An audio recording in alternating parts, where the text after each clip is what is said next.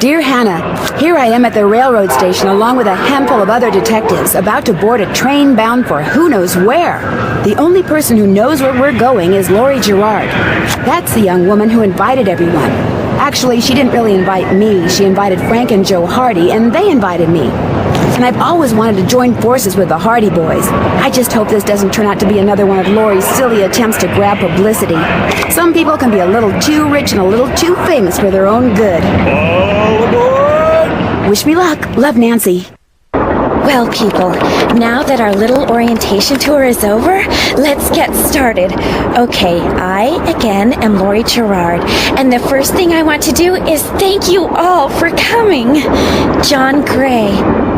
I am so thrilled that you're taking time out from that TV show of yours to do some ghost hunting here with us. I mean, Ghost Chasers is like the best cable show ever.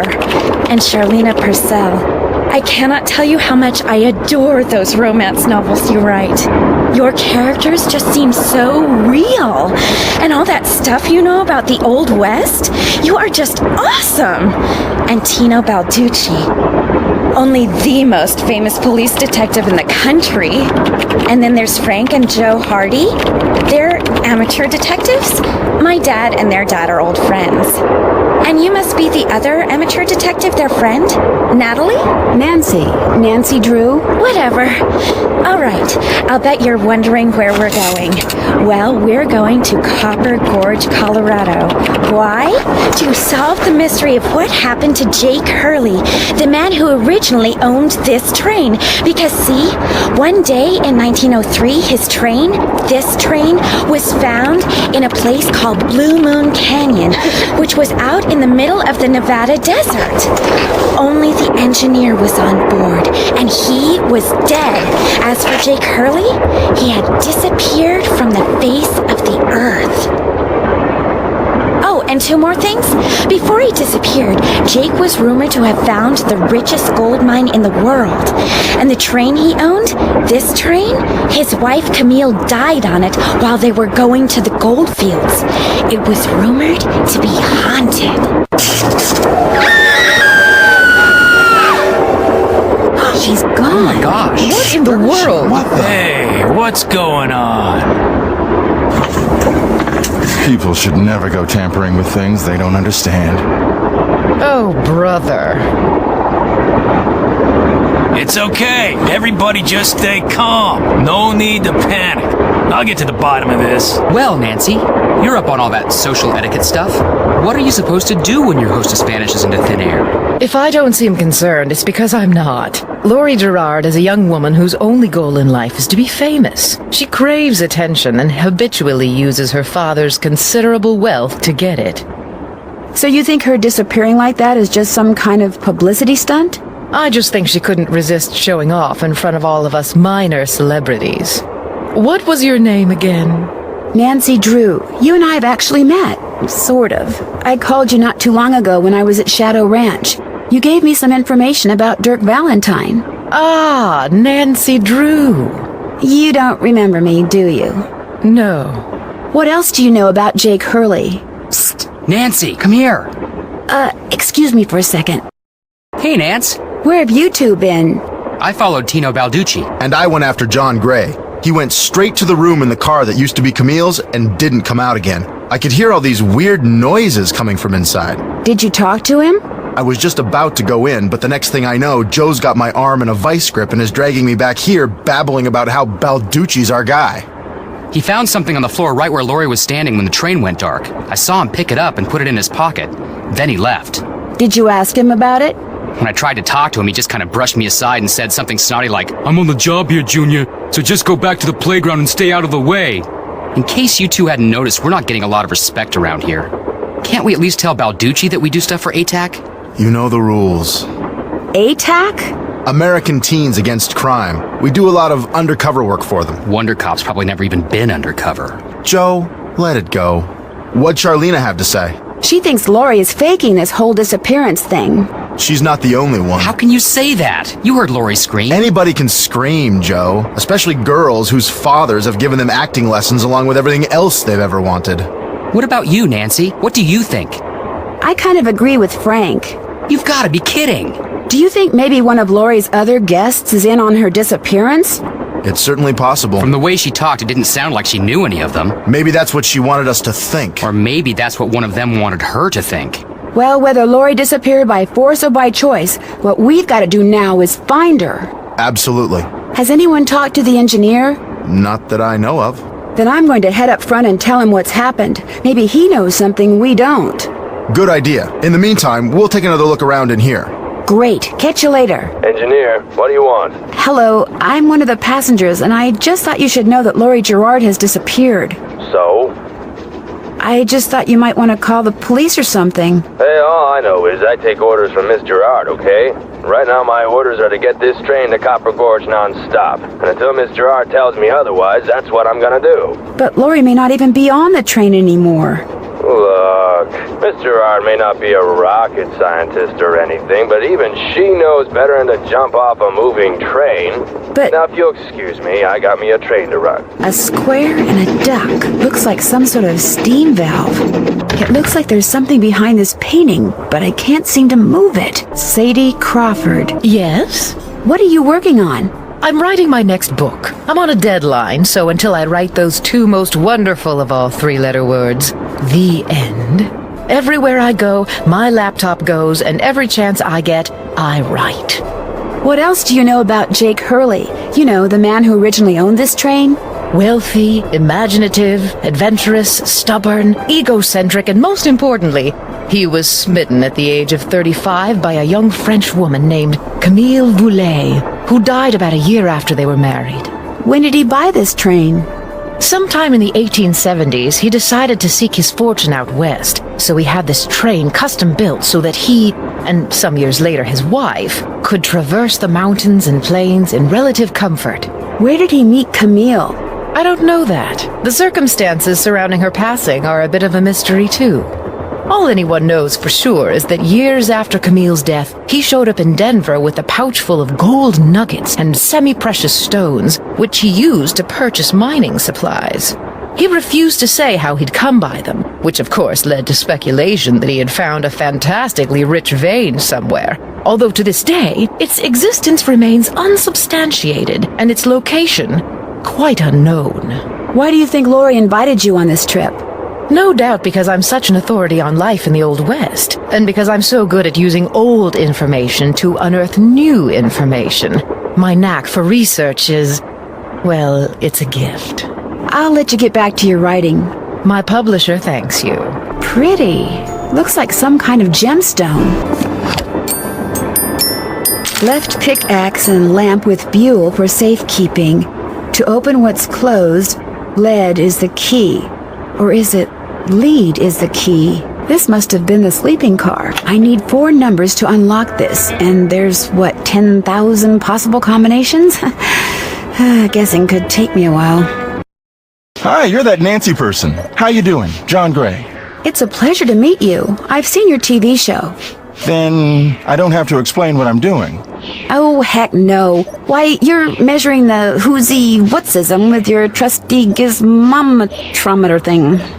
Right now I'm taking time-lapse electromagnetic readings and recording background noise. This was Camille's private car. If she had something to do with Lori's disappearance, analyzing these readings may give me a clue as to Lori's whereabouts. Are you saying that Camille's ghost kidnapped Lori? What to most people are ghosts are actually temporary distortions in local electromagnetic fields caused by the presence of residual psychic energy generated by the person or persons who frequented that particular locale. That's my working theory, at least. That's a little hard to swallow. It's all very scientific. But the fact is, Lori's missing, and I, for one, am doing everything in my power to find her. The vibes I'm getting make me think she could be in serious trouble. Charlena Purcell thinks Lori is just playing some kind of joke on us. Charlena Purcell writes romance novels. End of comment. Is Lori a friend of yours? First time I met her was when I boarded this train with all the rest of you. I knew her by reputation, of course, like everyone else who reads the tabloids. It doesn't appear that anyone aboard this train is her friend. Maybe she planned it that way. You mean so we'd concentrate all our efforts on finding Jake Hurley? Possible, although she really doesn't strike me as being the planning type. What do you think of Tino Balducci? I kind of feel sorry for the guy. After catching those bank robbers, he can't just be a good cop anymore. He's got to be a great cop. Tough to perform under that kind of pressure. Thanks for the chat. Pleasure talking to you. The Little Book of Samplers. Teddy Eberhardt. This looks like some sort of game. Wipe out. Darn. Wipe out. Darn. I did it! Wonder what's in here. It's locked. Looks like Camille was teaching herself how to play the piano. Thomasina O'Neill. Looks like some kind of sewing sampler. I wonder if there's a relationship between those symbols and those numbers. I wonder what's under here, and what the deal is with those weird-looking bolts. Don't do that, please! Those microphones I set up over there are very sensitive. Just about took out my eardrums. You can play that thing when I'm done. I'll let you know when that is, all right? Okay. Nancy? Hello? Nancy, hi, it's me. Hi, Bess. And me. Hey, George, what's up? What's up? You're the one who's on the train with a bunch of famous people. You tell us.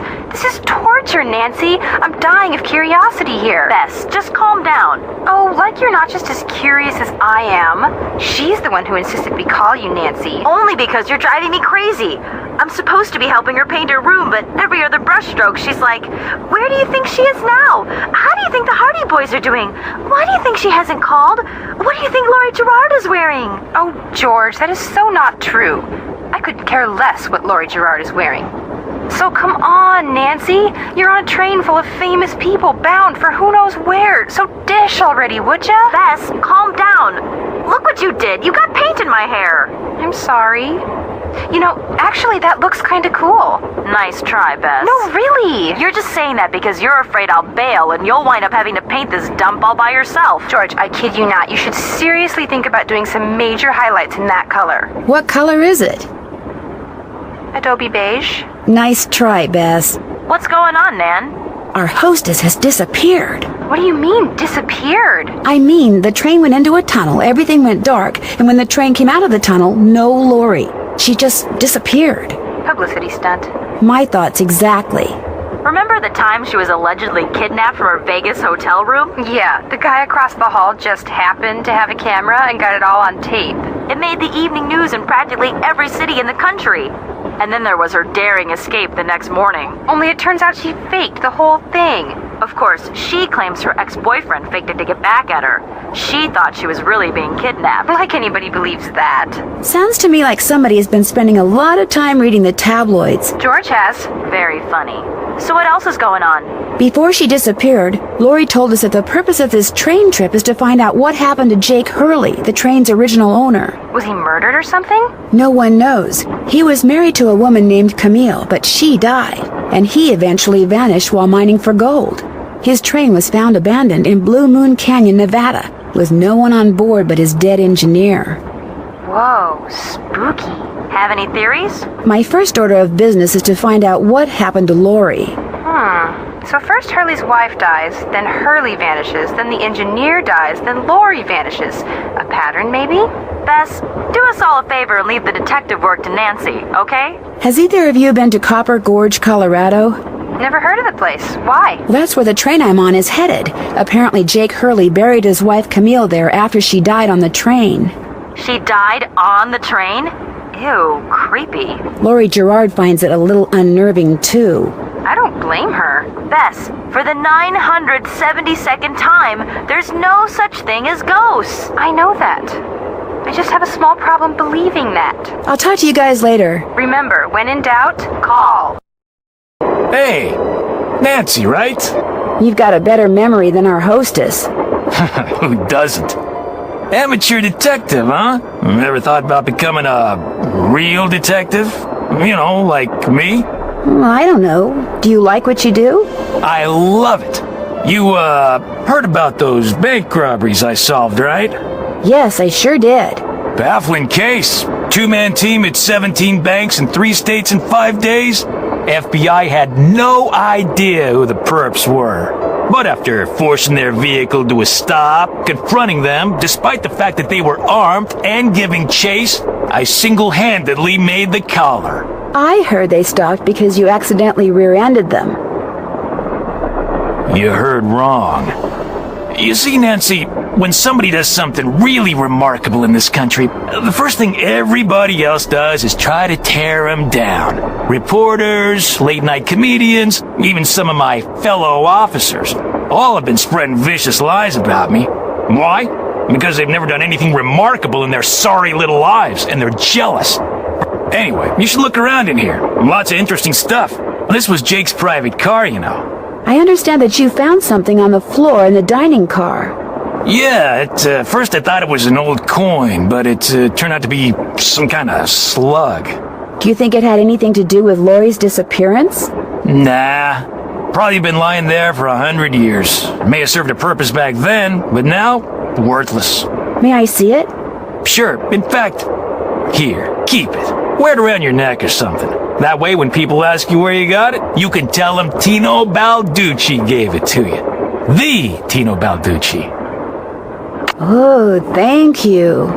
What else can I do for you? So, what do you think happened to Lori? Well, she could have been kidnapped. She could have been tossed off the train. She could be hiding from us. But I obviously won't know which until I've gathered all the facts. Well, when do you think that will be? I'll know the facts when I know the facts. The truth can't be rushed, you know. Have you had a chance to talk to Charlena Purcell? Now, why would I want to do a thing like that? You don't like her? I can't stand those sappy books she writes. And seeing as I said as much during an interview on national TV once, it's a pretty safe bet she doesn't like me. Have you talked to John Gray? The ghost guy? Total quack. Only reason I talked to him would be to arrest him for fraud. You've been a big help. Anything for a fellow detective. Wonder what Jake used this for. Another gemstone. Looks like an old-fashioned cigar box. Wonder why it's locked. Camille with Hager Anderson and Chantilly Hildegard. J.H. For Jake Hurley, obviously. Must be Jake's insignia. There, all done. Another gemstone. Eliza Sandberger. An old scale. Strange. It seems to be built into the wall. Those symbols look like the ones I saw in that sampler. Looks like to make this thing, whatever it is, I'm going to need a spyglass, a pickaxe, and a lamp.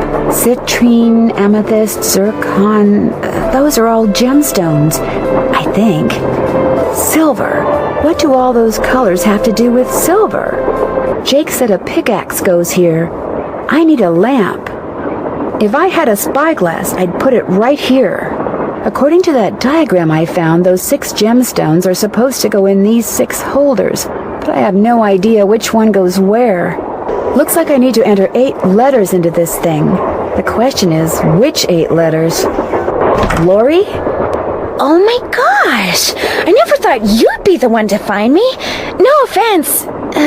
Nadine? Nancy Drew. Well, as you can see, I wasn't really spirited away by ghosts or anything.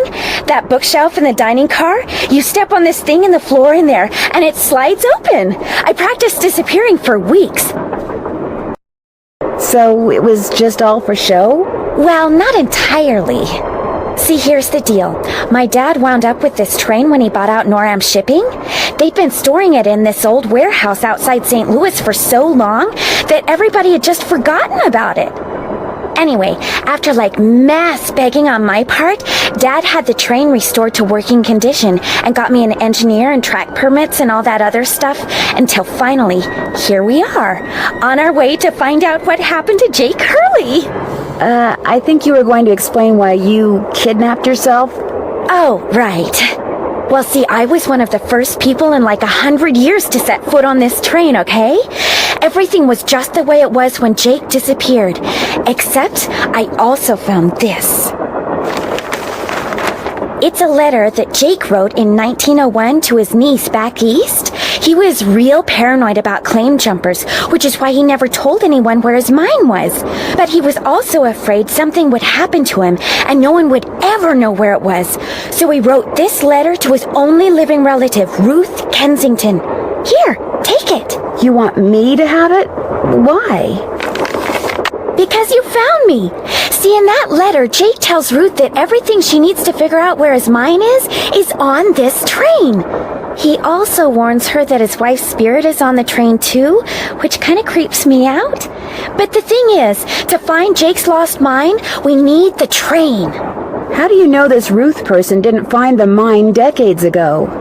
Mostly because I found that letter in the wastebasket. It was like she'd gotten so ticked off trying to follow her nutty uncle's clues that she finally said to heck with the whole thing. So you want me to try to figure out where the mine is? Uh-huh. As for the other people on board, if you want to show them that letter, go ahead. It's totally up to you. We're going to Copper Gorge because that's where Jake buried Camille, so I figured his mine might be somewhere around there too. But if you think we need to go somewhere else, you just let me know and I'll have the engineer take us there. How come you didn't try to find the mine yourself? Maybe I did. Or maybe I just thought letting other people try to find it would be a good excuse to throw a party. I like parties. How well do you know your guests? Well, I don't know you or those Harvey guys at all. Hardy. Frank and Joe Hardy. Whatever. I didn't know John Gray before this either, but I love his show, and I figured he'd jump at the chance to investigate an honest-to-goodness haunted train, and now that someone has finally found me, I can finally go meet him for real. What about Tino Balducci? I met Tino right after he got famous for solving those robberies. Inviting him here for this was a no-brainer. I mean, what an awesome detective. And those piercing eyes of his, you just know his mind's in there going 90 miles an hour. How well do you know Charlena Purcell? I just know her from her books, which are so good. In fact, I just started reading her latest one, The Moon Tells No Lies. See, what I'd really like to do is write romance novels. Everybody who knows me says I'd be really good at it. In fact, a while back, I sent Charlena some ideas, just to see what she thought. And? She hated them. We'll talk some more later. As soon as you figure it out, let me know. The 3rd of November, 1901, from somewhere in Colorado. Dear Ruth, I know that we've never met, but now that your father, my estranged brother, is gone, you are my only living relative. I am writing to you to tell you about my mine before I, too, depart this earth, and its location is lost forever. I cannot tell you outright where it is, lest this epistle fall into the wrong hands, but with the information which follows, and with my train, which shall be yours upon my death, I promise that you'll be able to find it. First, you will need a map. To obtain it, know that my travels have taken me all over this great country, to towns which can be difficult to find, to Calico, Silverado, and Central City, to Dodge City, Virginia City, and Tombstone. To locate the mine on the map, you'll need my projector. When it comes to placing the stones, you'll need to ask someone who holds a warm place in my heart. I have stored his name accordingly, but to retrieve his name, you'll have to give the dolls an order. This will require looking inside Camille's dancing shoes for the name of their maker, and wearing the shoes as you perform her favorite step on the dance floor. As for my beloved Camille, she has 4 words for you, words which, when translated into numbers and used in combination, will help power my projector. But alas, she's taken them with her to her grave. So go to Copper Gorge, Colorado, and pay your respects, and let some of her goodness rub off on you.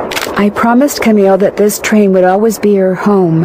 In return, she promised to never leave, and indeed she never has. People say I'm crazy, but I've seen her, and heard her, and feel her presence on the train even today, 20 years after her untimely death.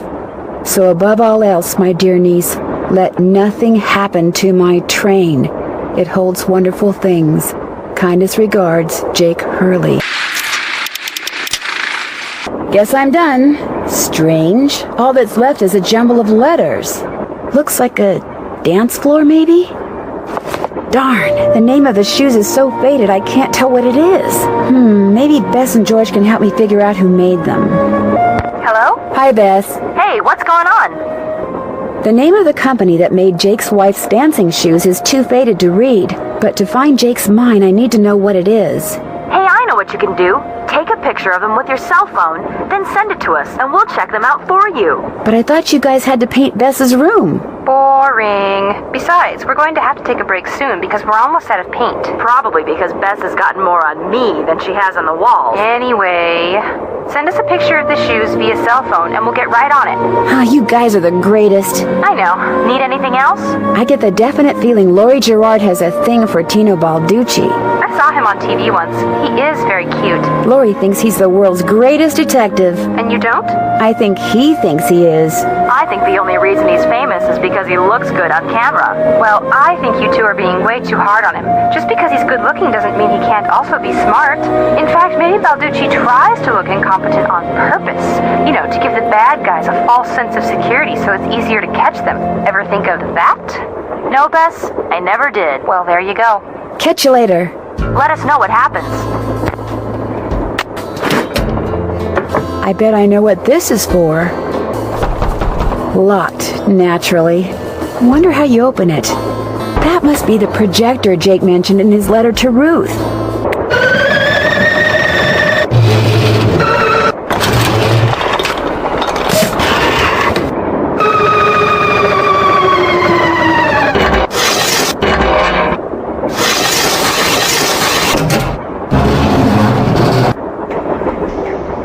Jake's mind must be somewhere on this map, but where? Well, it's the little lady detective. What do you need? I found Laurie. She was hiding in the caboose. Oh, yeah? She disappeared because she wanted to see who'd find her first, which is why she left that clue behind. That slug? I mean, I knew that slug was a clue. That's why I gave it to you. I mean, I could have found Laurie no sweat, but I thought, hey, why not give somebody else a shot? And you came through. Nice job. Thank you. But look, from now on, if you come across anything that may have something to do with Jake Hurley and his mind, let me know, okay? Just so I can, give you advice, help you sort things out. After all, the opportunity to work side by side with a world-famous police detective doesn't come along every day, you know. How did you and Laurie meet? We met at a party in New York. Nice girl. Not a lot upstairs, but nice girl. Did you two go out? Nope, no, never went out. No. What do you think happened to Jake Hurley? He probably died trying to work that mine of his all by himself. But I'll let you in on a secret. I'm onto something that could crack this case wide open. What did you find? Sorry, can't go into detail. Let's just say that thanks to yours truly, what happened to Jake Hurley won't be a mystery much longer. Do you think I could take a closer look at that cougar statue? What, that cigar clipper? Go ahead, take a look. I'll bet I need this stone to build that thing in the diagram I found. But if I remove it now, Tino will know I'm onto something. Interesting. I just wanted to get a good look at it, that's all. What else can I do for you? You've been a big help. Helping people is what I'm all about. Wilson Carbide and Acetylene Works. Always your friend, Thomas Wilson. Looks like a pattern for some kind of dance step. Maybe I'd better keep this. What's up? Is Laurie a friend of yours? First time I met her was when I boarded this train with all the rest of you. I knew her by reputation, of course, like everyone else who reads the tabloids. It doesn't appear that anyone aboard this train is her friend. Maybe she doesn't have any friends. Wouldn't be surprised. Maybe you can be too rich after all. I found Laurie safe and sound in the caboose, so I guess those vibes you got about her being in serious trouble were wrong. Strange. My vibes are never wrong. What's even stranger is I'm still getting them. So maybe they're not about Laurie. Maybe they're about you. I'm confused. Are you a scientist or a psychic? I happen to be both. What's commonly referred to as psychic phenomena is all a matter of energy. Just because we don't know where that energy is generated or how to measure it yet, doesn't mean that it doesn't exist. Trust me, either you or Laurie is, or soon will be, in big trouble. No offense, but I don't believe you. Don't say I didn't warn you. Thanks for the chat. Pleasure talking to you. That tool I saw in the caboose, I bet that's what you use to unscrew these bolts. More pipes to connect. Here we go. Yes? I found Laurie. She's in the caboose. You were right. She disappeared because she wanted to see which of us would find her first. And you won. Congratulations. The others on the train, John Gray and that police detective, do you know them very well? I don't know them at all. Needless to say, I don't watch television, so I've never even seen Mr. Gray before. Although I do know that his profession, if you can call it that, is rife with crackpots. As for Mr. Balducci, from what I've read, his success in solving those robberies was less a matter of talent and more a matter of being in the right place at precisely the right time. Do you think he's a good investigator? No. You and those two Boy Scouts you're with would make better detectives.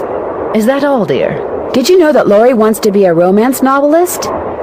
Doesn't everyone? Do you think she could do it?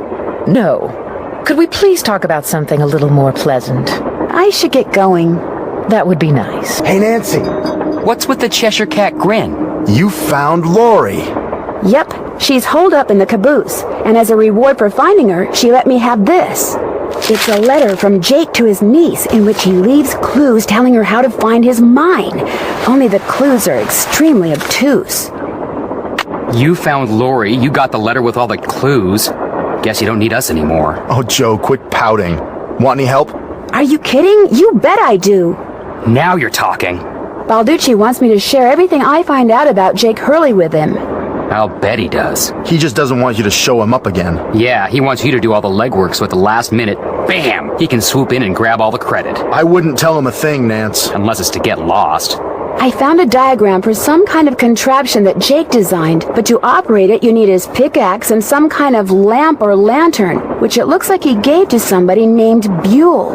Buell? Joe, show her. Show her what? That old picture we found. Okay. We found this on the bookshelf. You see? Buell's Supplies and Pawn Shop. That's gotta be the same Buell Jake gave his axe and lantern to.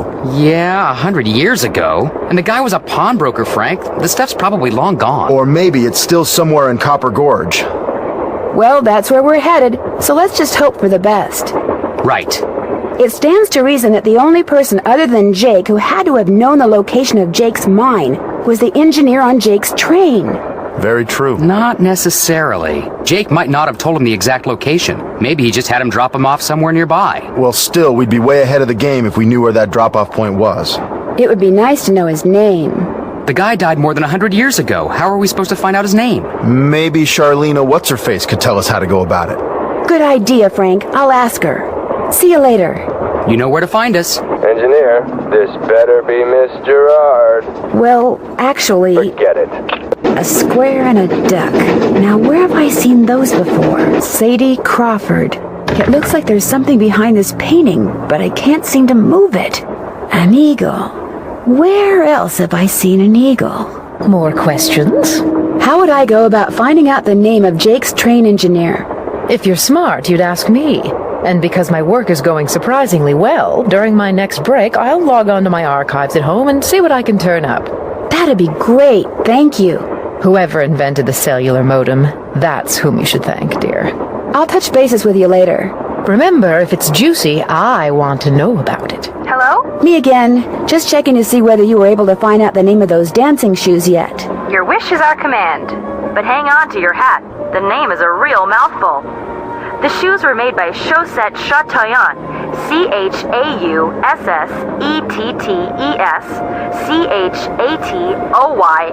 Chaussatetoyantes. That's French for shimmering socks.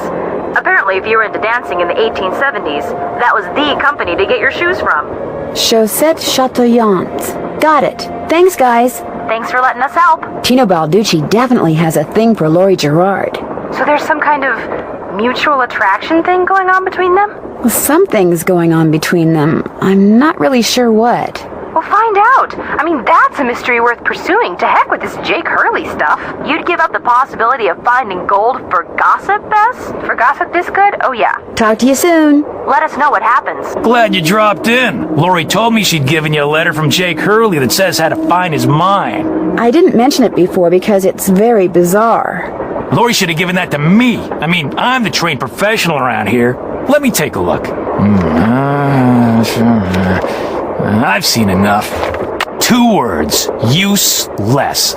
Those are just the rantings of a guy who spent way too much of his life swirling mud around in pans under the hot sun. 5-star nut job. Lori says she found this letter in a wastebasket. Exactly where it belongs. You've been a big help. Anything for a fellow detective. Whoa! Somebody must have thrown the emergency brake. Question is, did somebody throw the brake? Or something? Oh, Joe, now you sound like Lori. Hey, I was the first one on the scene, and I saw no one. Who was the next person on the scene? John Gray. Then Balducci came bursting through one door while Frank and the engineer came through the other. Boy, was that guy ticked. He said the train could have derailed. He reset the brake, muttered a few choice words, then headed back to the engine just as you and Lori showed up. Everybody was there except Charlena. I don't think she left her laptop the whole time. Do you think she could have thrown the brake and snuck back to her laptop without your seeing her? Not likely, but possible, I guess. The question is, why? What did she or anybody else stand to gain by stopping the train? Answer? Nothing. Which is why I think we should at least consider the possibility that something less human in nature may be at work here. Ah, Joe. I'm going to see if Balducci's done dusting for fingerprints. Catch you later. More questions? Would you like to see the letter that Lori gave me as a reward for finding her? The one in which Jake Hurley supposedly tells his niece how to find his lost mine? No, thank you. I happily leave it to you to try to solve the mystery of his disappearance. You can afford to look foolish, dear. I can't. Aren't you even going to try finding out what happened to Jake Hurley?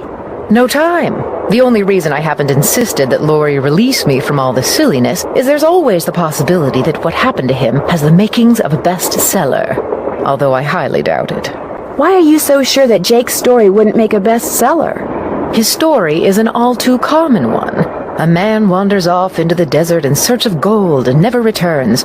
Why? He either doesn't have enough food or water, or he encounters hostile natives. But why was his train found out in the middle of nowhere with just the dead engineer on board? That does make the story a little more interesting. My guess is the engineer got tired of waiting for Jake to return, took off in the train to get help, and died of a heart attack along the way, after which the train rolled to a stop in Blue Moon Canyon. Anyone experienced enough to single-handedly run a steam engine would have been quite a bit older than Jake. What do you think happened to Camille? She probably died of something mundane like pneumonia or even measles. Now, if it was wintertime when she died, and they were in the mountains, Jake no doubt kept her body on the train for months before he buried her, which is rather delicious in a morbid sort of way. Were you able to find the name of Jake's train engineer? I came across 3 references to the fact that Jake had an engineer, but I'm afraid none of them included his name. I failed. Sorry. Do you have a theory as to who pulled the emergency brake? Well, I know it wasn't me. I assume it wasn't you, and I highly doubt it was Lori. So that leaves those 2 friends of yours, Mr. Gray and Mr. Balducci. What do you think their motive was? I don't know about your friends, but perhaps those other 2 simply thought it would be fun. Boys will be boys. I'll touch bases with you later. All right, then. What's up? So are you making any progress in here? Oh yeah, not only am I getting some real unusual EMRs, that's electromagnetic readings, but take a look at this. You've got something? I set up a camera and took some time-lapse photos. Sometimes I was in the room, sometimes I wasn't, but somewhere along the line, I managed to get a shot of Camille. Where? You don't mean that little blob, do you? Yep, that's Camille. Okay. You're skeptical. That's cool. Just remember, the key word when it comes to ghostly phenomena is energy. That blob is the result of Camille's residual life force, spirit if you will, reacting with the chemicals in the photographic paper. Couldn't it just be a flaw in the photographic paper? Okay, it could be that too, but it's not. Trust me. I'll let you get back to work. Take care. What's going on? Did you find any fingerprints on the emergency brake handle? None that were any help, thanks to Casey Jones up there. I told the old geezer not to touch anything, but he went and got his big, fat, oily paw prints all over the place. If we didn't need him to drive the train, I'd charge him with obstruction of justice. Did you do anything else besides look for fingerprints? Of course. As a matter of fact, I found this. Probably fell out of the perp's pocket while he was yanking on the handle. Looks like some kind of thermometer. Yeah, like the kind a certain ghost hunter uses on that bogus show of his. You think John Gray threw the brake? But why would he do that? Because they're thinking about axing his show, that's why. I checked with this buddy of mine in L.A. Gray's got to come up with something real big real soon, or he's toast. And you can't get much bigger than a train with a spooky past that's prone to strange accidents, now can ya? Who else have you told about this? All in due time. I always like to get my ducks in a row before I make an arrest. You're going to arrest him? Hey, the train could have derailed. We're talking reckless endangerment, attempted assaults, maybe even attempted murder. John Gray wanted publicity. That's exactly what I'm gonna give him. It's been great talking to you. Anything for a fellow detective. Hey, glad you stopped in. You gotta listen to this. What have you got? I put this digital recorder in the corner where Camille showed up in that picture and turned it on so it would just keep recording. Now when you play it back at normal volume, all you hear is background noise. But when you turn the volume way up and run the signal through a filter or two, hear that? I hear something. It kind of sounds like a woman singing. Not just any woman. Camille.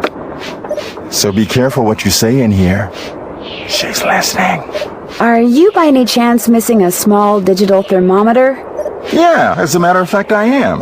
When I went through the box I'd packed them in, that one over there, I came up one short. I was hoping to set up at least 6 in here so I could check for cold spots.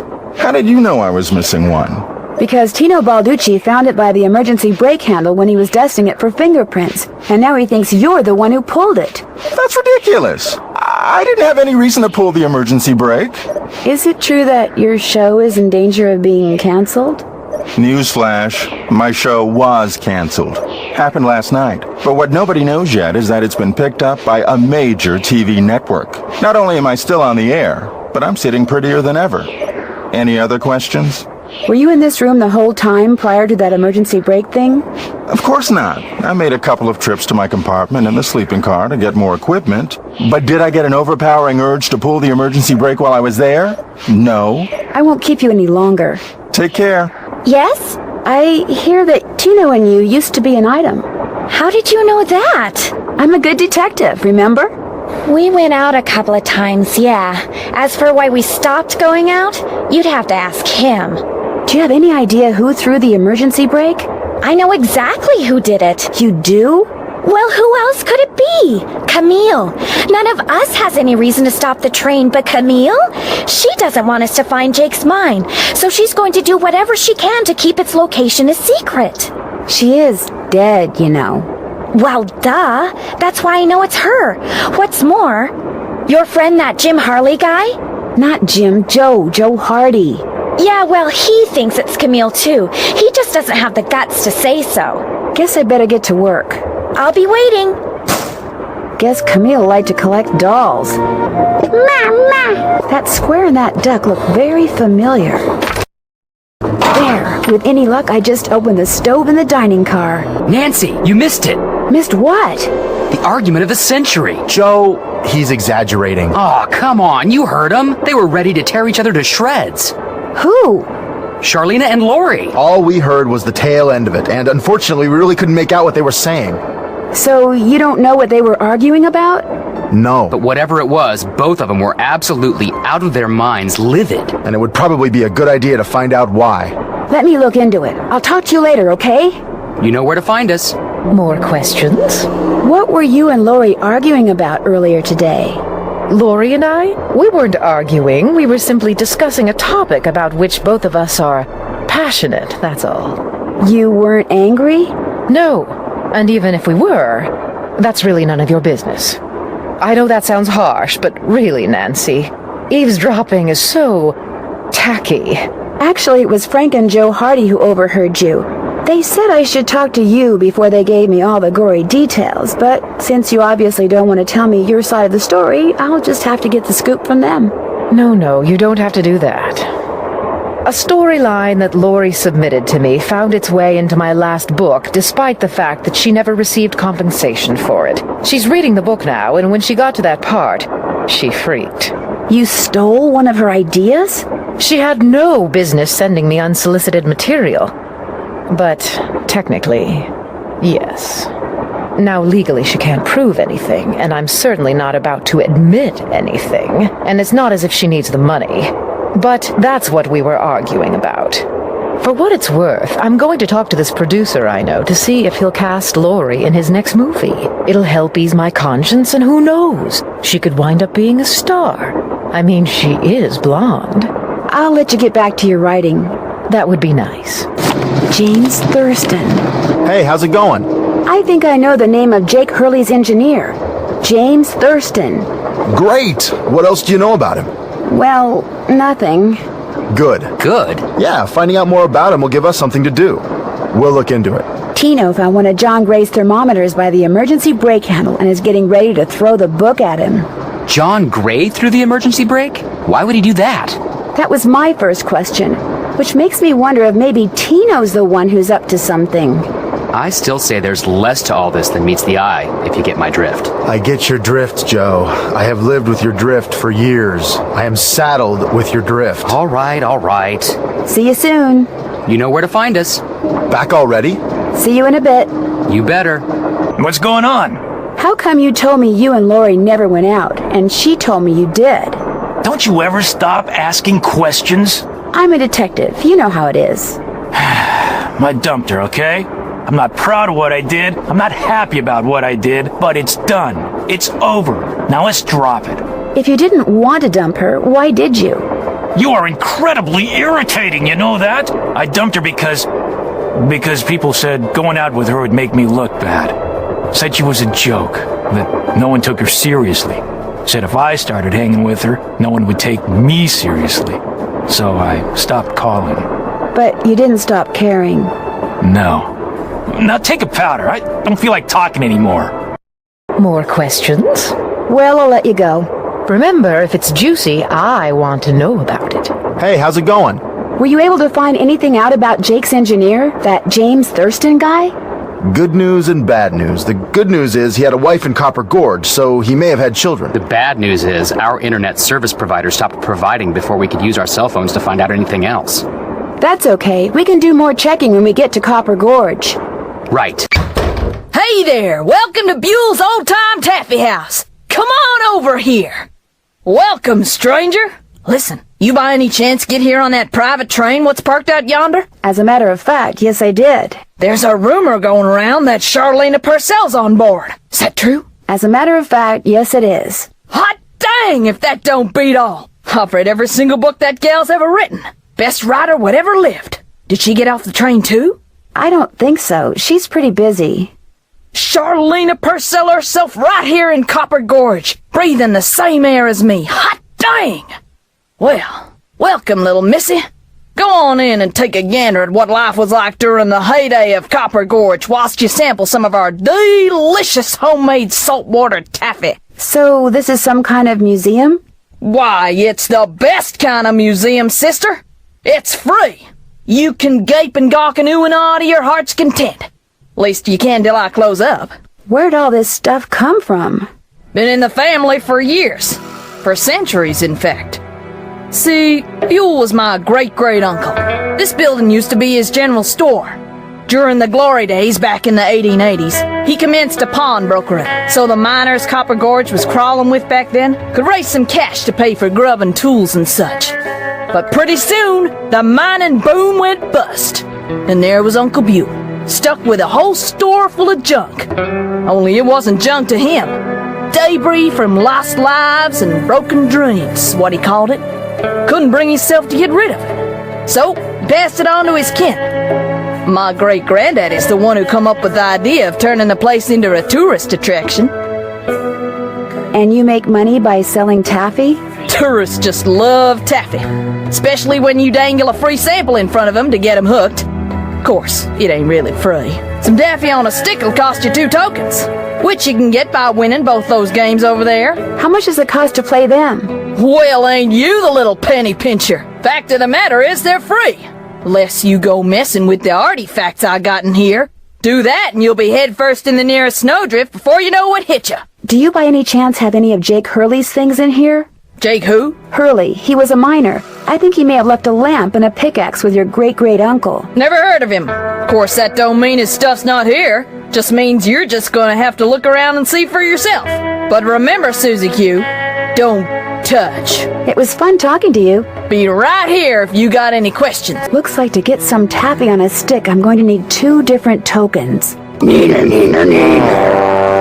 And I lose. This looks just like the insignia I saw on the train. I'll bet this was Jake's trunk.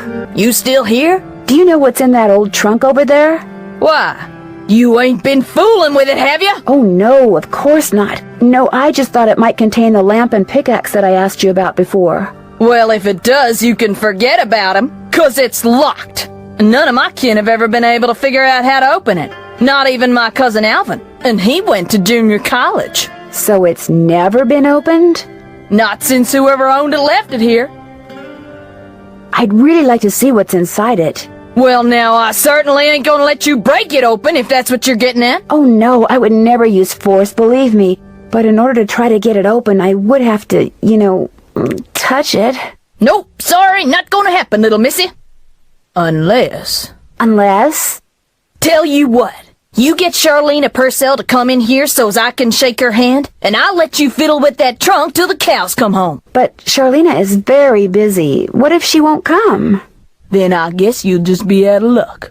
No, actually, you will be. Now, how do you figure that? Well, if you were to just meet her, you'd have nothing to show for it. Afterwards, she'd go her way and you go yours, and that would be it. But if you were to, say, get her autograph, well, then you'd have something to hang on the wall and brag about. Okay, make it so's I can meet her and get her autograph. Oh, but the thing is, she's on a deadline, and if you take her away from her writing, she may fall behind. And if she falls behind, her publisher may pull the plug. And if her publisher pulls the plug, it could ruin her career. Do you really want to risk ruining Charlena Purcell's career? Good heavens, of course not. All right, you just get me Charlena's autograph, and you got a deal. Just make sure she uses my name. I want it real personal-like. You bet. And your name is? Fatima, with an F. None of that weirdo PH stuff. Okay, Fatima. I'll be right back. More questions? I met a huge fan of yours in town who'd really, really like your autograph.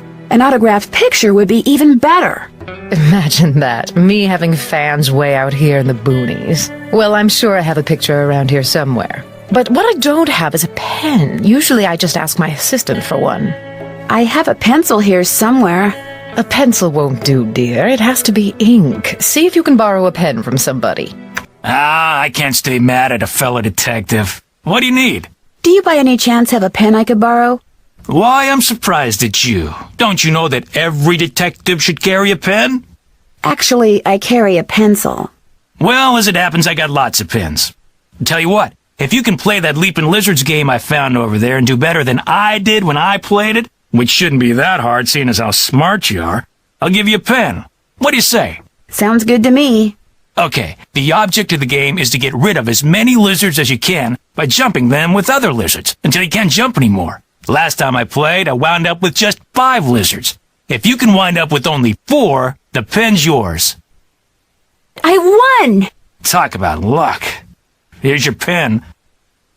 What else can I do for you? It's been great talking to you. Don't mention it. Have you found a pen so I can autograph that picture? I got it from Tino. You can keep it. If you could have it say, to Fatima, that'd be great. There you go. Anything else? I should get going. That would be nice. There you are. We've been looking for you. Yeah, you won't believe the lucky break we caught. Lucky break? Hey, that was the result of good old-fashioned detective work. It was the result of your insisting we stop for a cheeseburger. Guys, what's going on?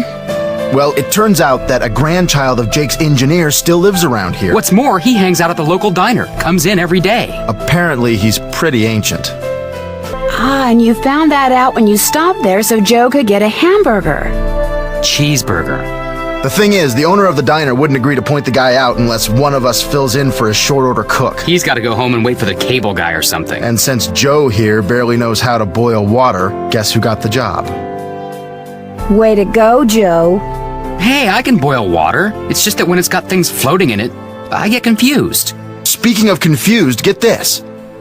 Balducci convinced Lori that Jake's mine is somewhere right here in Copper Gorge, so he, Lori, and John Gray are hiking up the mountain out there even as we speak. Like that bumblebrain's gonna find anything. Sounds like now might be a good time to do some serious poking around on the train. Good thought. Hey, I better get going. Wish me luck. I'll go with you. You can make me a cheeseburger.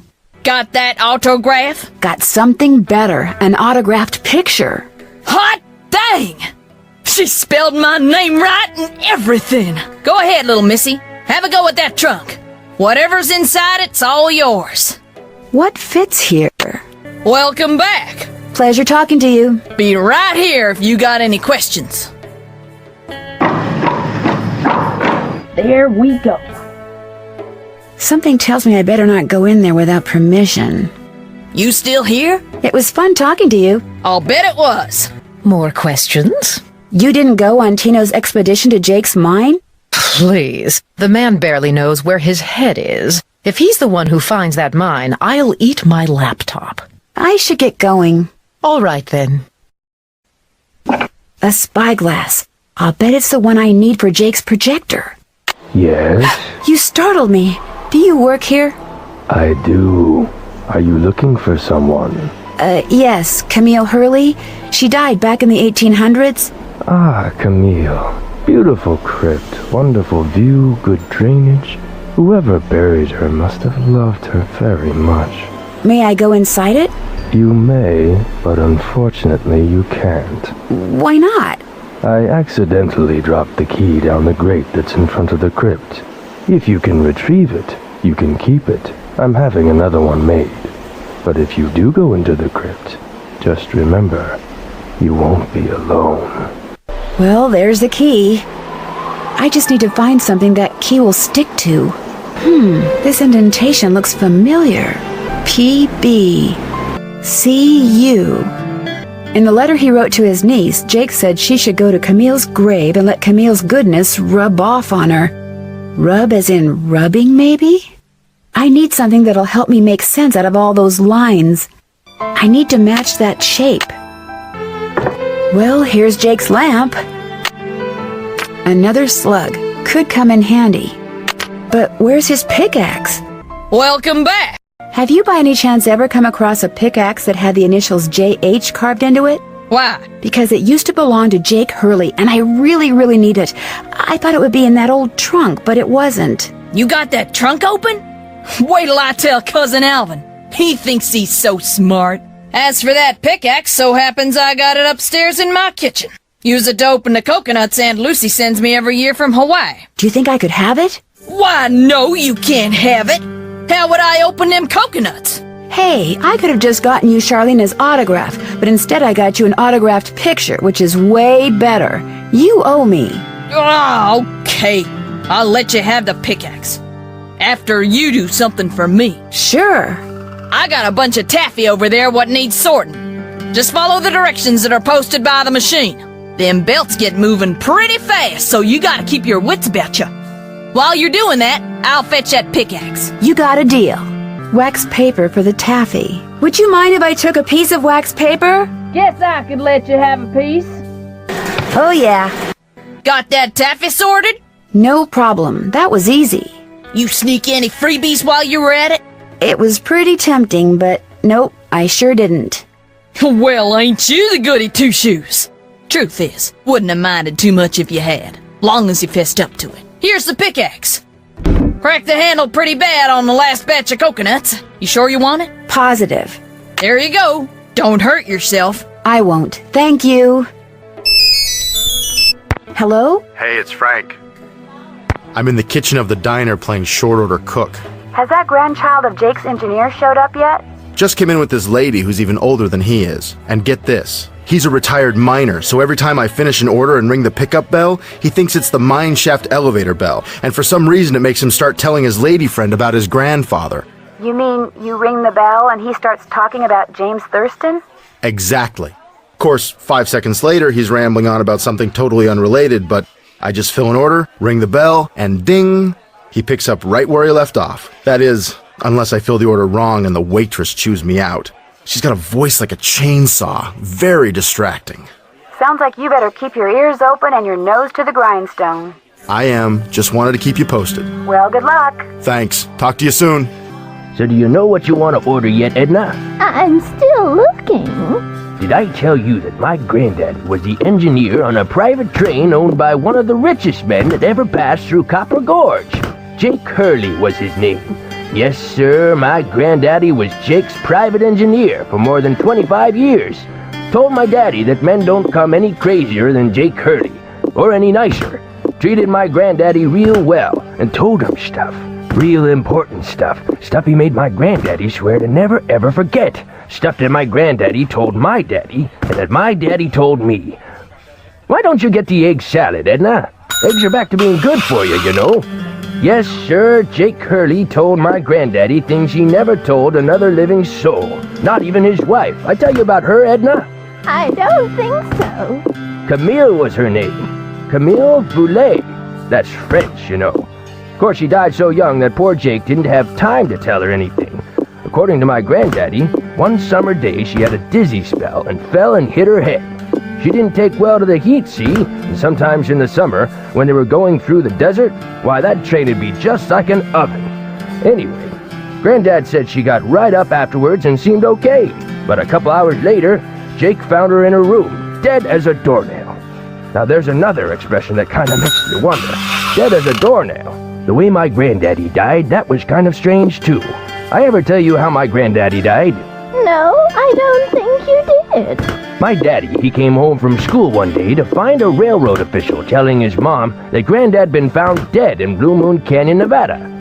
He was in the engine of Jake Hurley's train, just kinda slumped over with his hand still on the throttle. The strange thing is, nobody else was on board the train, yet the door to the engine was locked and barred. It was like Granddad was trying to keep someone out, like he was running from something, like something finally scared him so bad his heart just stopped. Of course, he was in his 60s at the time, and back then that was old. Doesn't seem so old now, does it, Edna? Here I am, pushing 93, and still spry as a spring chicken. Spring chicken! Now, where I ever tell you about the mine my granddaddy said Jake Hurley'd found? He found a mine? A couple years before he died, Granddad told my daddy that Jake found a vein in the mountains somewhere and was mining it all by himself, so no one would steal it out from under him. He wouldn't even tell Granddad where the mine was.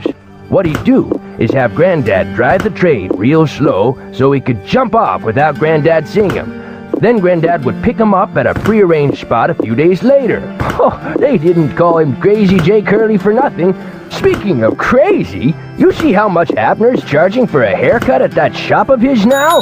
But the craziest thing Jake Hurley ever did was tell Granddad the secret to finding his mine. He made him swear to tell it to my daddy and nobody else. Eventually my daddy, he told me, and it was so bizarre that I remember it to this day, though I sure don't understand how it'd help anybody find his mine. But since my daddy didn't tell me not to tell anybody, this is what Crazy Jake Hurley told Granddad, word for word. The eye of the tiger is fixed on a star. Zircon lies in fingers that scar. Amethyst floats in a hand from the deep. Citrine is what the foul mouth shall keep. Tourmaline by a soft arm is ensnared. Peridot rests at the foot of the mare. The eye of the tiger is fixed on a star. Zircon lies in fingers that scar. Amethyst floats in a hand from the deep. Citrine is what the foul mouth shall keep. Tourmaline by a soft arm is ensnared. Peridot rests at the foot of the mare? Frank, are you sure that's what he said? I'm positive. Are you sure that's all he said? Look, this guy was old, okay? I mean, we're talking Jurassic. And guys that old don't joke around. They don't have time to. What you just heard is what I heard, word for word. Got anything else? I almost forgot. You gotta check this out. It's just an old letter, Frank. You bet it's an old letter. From Samuel Clemens. Oh my gosh, where'd you get this? I found it in the caboose. Apparently he and Jake were pen pals. Wish I had a famous writer for a pen pal. When Joe gave it to me, I about flipped.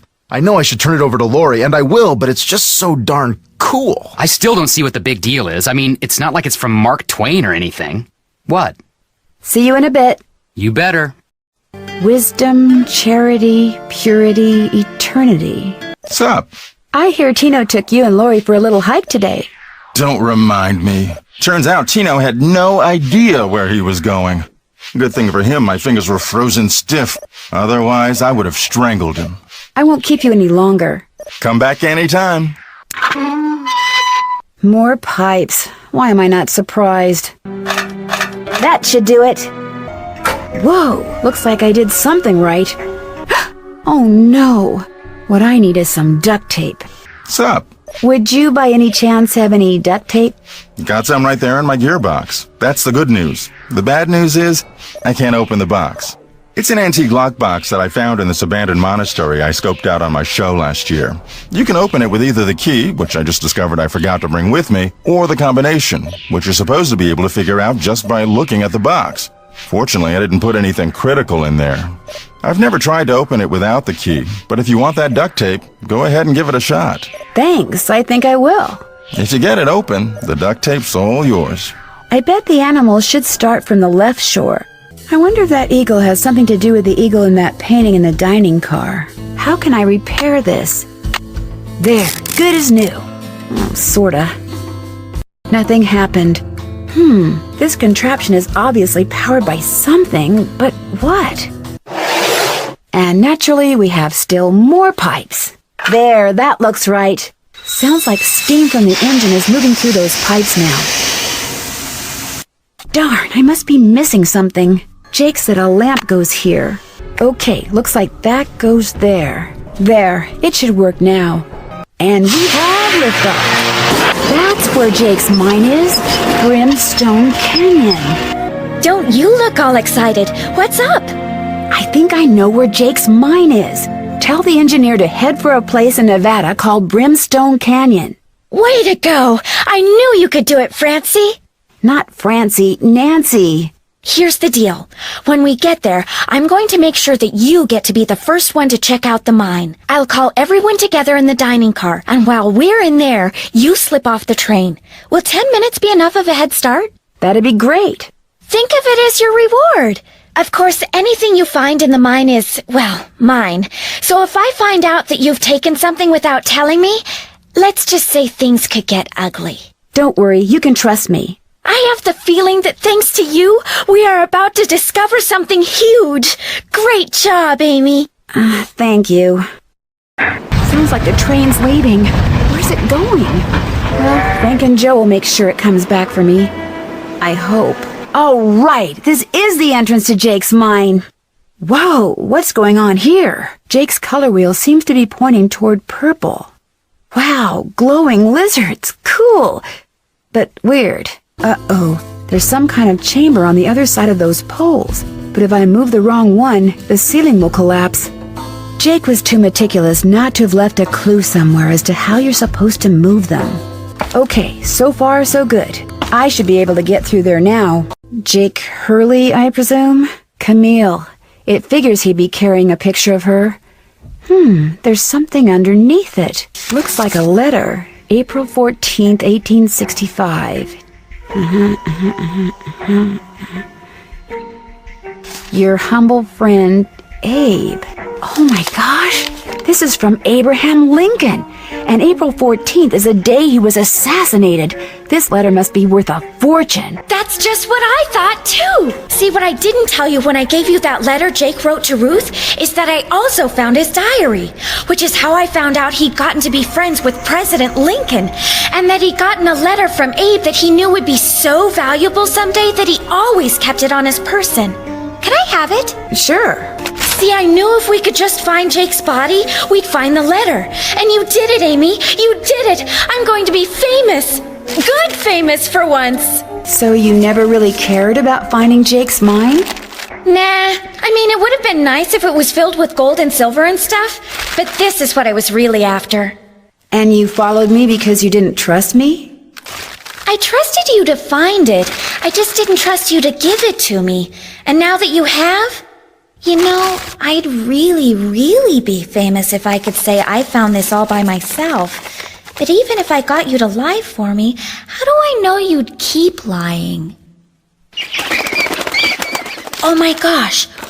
What if there was like this cave-in and we were trapped, but I was the only one who made it out? Excuse me? Oh my gosh! That way I could not only say that I found the letter, but that I tried to save you, only you did something stupid, and it was all I could do to save myself!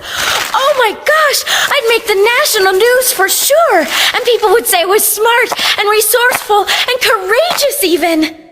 Lori, you can't be serious. That's crazy! You don't understand. People are finally going to respect me. I have to do this. Sorry. Lori! The opening's blocked. I'm trapped. It'll take forever to dig through those rocks. There's gotta be another way out of here. Maybe I could get out of here in this. Lori, are you alright? Nancy! Is everything okay? It is now. As soon as we discovered you and Lori weren't on the train, we jumped off and hightailed it back here. What the heck's going on? I'm sure Lori will be glad to tell you all about it. Darn you, Natalie! It's Nancy. Dear Hannah, some hostess Lori Gerard turned out to be. When her father heard that she'd tried to seal me up in that mine, he canceled all her credit cards and said that from now on, Lori will have to support herself.